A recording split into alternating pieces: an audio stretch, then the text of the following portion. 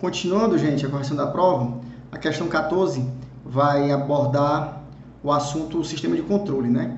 Questãozinha muito interessante, diz o seguinte: a resposta ao degrau de um sistema apresenta tempo de subida, TR igual a 1,4 segundos, né? O TR é o tempo de subida, o rise time, tá? A gente vai ver o que é isso. Tempo de pico, TP, né? O peak time, 3,3 segundos. Tempo de acomodação, né? Ou tempo de assentamento, que é o settle time do inglês, 7,9 segundos para um critério de 5%. A gente vai ver o que é isso também. E sobrepasso, que é o overshoot, de 31%. Dentre os gráficos abaixo, o que corresponde à resposta ao degrau do sistema é? Então, pronto, no enunciado ele colocou todos os parâmetros, né? O tempo de subida, o tempo de pico, o tempo de acomodação, né? E o candidato vai ter que dizer qual dos sistemas está sendo, correlaciona com o que foi dado no enunciado, tá?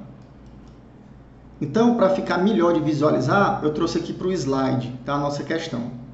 Então, vamos lá. O rise time, que é o tempo de subida. O que é o rise time? É o tempo compreendido entre 10% e 90% da curva, né? Então, em 10%, em 0,1,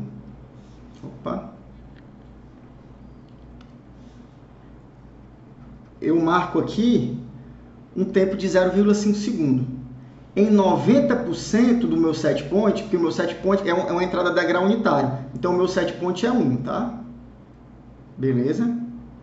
Então, 90% seria 0,9, eu tenho a minha curva aqui em 1,9 segundo. Entendido? Então, quem vai ser o meu rise time? A diferença entre a minha curva, o tempo da minha curva em 90% e 10% do set point, que dá 1,9 menos 0,5 segundos.